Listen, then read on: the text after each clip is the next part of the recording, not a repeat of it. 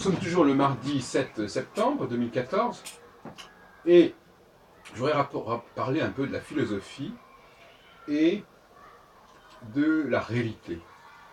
Comment la philosophie vit son rapport à la réalité, au réel,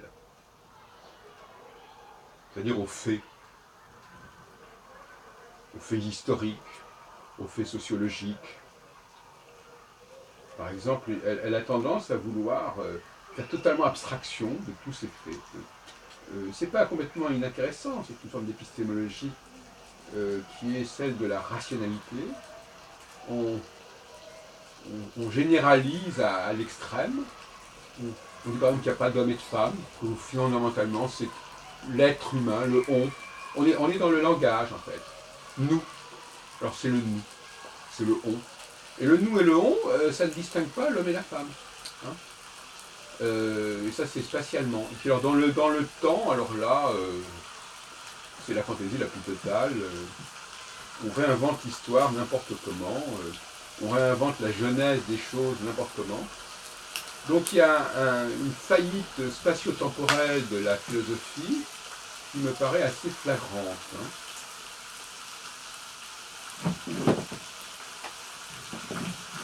Et j'en ai des exemples nombreux, parce que je fréquente beaucoup d'un point de vue ethno-méthodologique, si on peut dire, les cafés philo de différents endroits. Et il y a souvent ces failles qui existent, qui font que la philosophie tourne en rond parce qu'elle n'intègre pas un certain nombre de données qui sont d'une part l'historicité, c'est-à-dire comment les choses se forment, se font, et elles peuvent se faire, comme on dirait, l'histoire à la fois peut se reconstituer par le raisonnement, mais il faut quand même aussi se répondre à un certain nombre de données dont nous disposons. On ne peut pas complètement reconstituer, on ne peut pas faire complètement table rase du réel. Est-ce que c'est ce que Descartes a voulu dire? Certainement pas. Donc on ne peut pas faire table rase du réel au nom d'un langage qui manquerait de précision, bien que dans le langage on ait quand même la distinction entre les hommes et les femmes. Et entre masculin et féminin, ce qui est pas pareil, parce qu'il y a des mots féminins, je ne sais pas ce qui n'ont pas de rapport avec le fait d'être une femme. En hébreu, dans d'autres langues, quand on s'adresse à une femme, on ne parle pas de la même façon que quand on s'adresse à un homme. Il y a des sons différents. Le i, par exemple, le i qu'on met tout le temps à la fin des verbes quand on s'adresse à une femme, et qu'on ne met pas quand on s'adresse à un homme. Et d'un autre côté, si vous voulez, il y a moi-même je suis concerné, puisque moi-même je suis historien, et je sais qu'effectivement il faut aussi utiliser son intelligence pour reconstituer.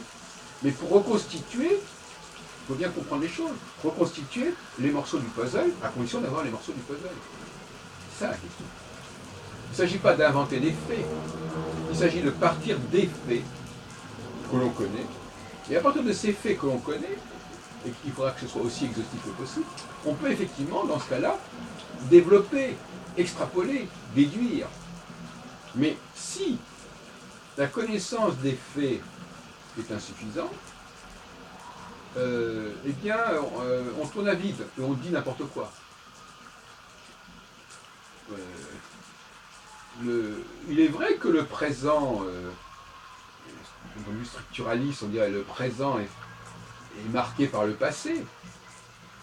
Et il est vrai que logiquement, à partir de ce qu'on sait, ici et maintenant, on peut éventuellement en déduire ce qui a précédé. Je vais prendre un exemple qui est lié à une discussion que j'ai eue l'autre jour avec Maxime Fénion à propos du Talmud.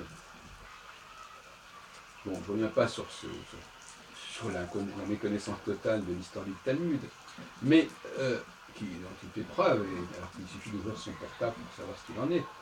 Mais l'idée que, finalement, le Talmud, c'est le livre dont on se sert dans les écoles juives, par exemple. Et que c'est ça le Talmud. Alors que c'est un Talmud moderne.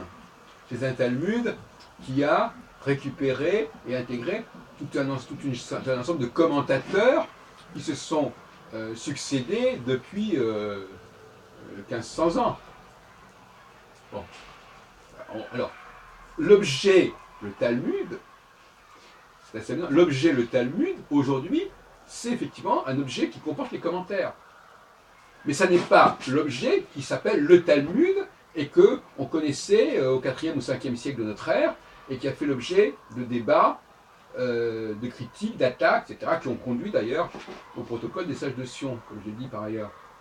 Voyez-vous, donc le mot lui-même, selon qu'on se situe dans une présentéité immédiate, dans ici et maintenant, qu'est-ce que c'est que le Talmud? Voilà, donnez-moi un Talmud, on va dans une bibliothèque.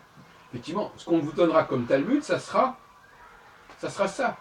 le commentaire de Rashi, les commentaires de tel et tel auteur, Nachmanide ou tout ce qu'on a, et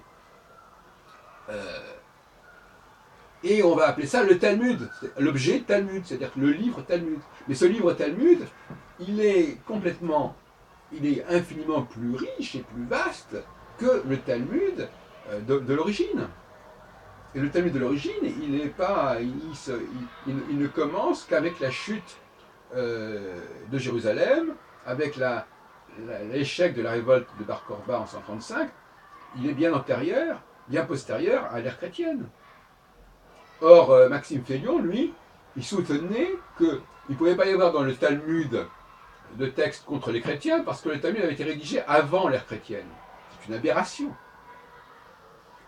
Voilà. Et tout ça, c'est lié à une sorte d'amalgame entre ce qu'on a aujourd'hui et comment on le déduit. Mais il est évident qu'il suffit de regarder le Talmud d'aujourd'hui, tel qu'on le distribue, tel qu'on l'édite, pour voir qu'il a été constitué de couches successives.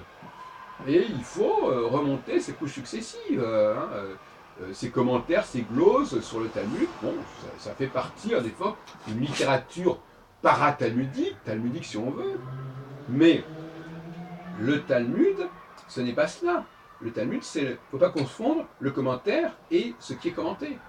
Même s'il peut y avoir parfois des interférences. D'ailleurs, en effet, dans bien des cas, les commentaires peuvent s'infiltrer dans le texte qu'ils sont censés commenter. Je ne parle même pas des traductions qui, elles, permettent de faire dire au texte originel des choses qu'il ne dit pas, quitte à faire dire ce que dit tel et tel commentaire. C'est un autre problème encore. Mais il est absolument essentiel de développer un savoir-faire au niveau d'une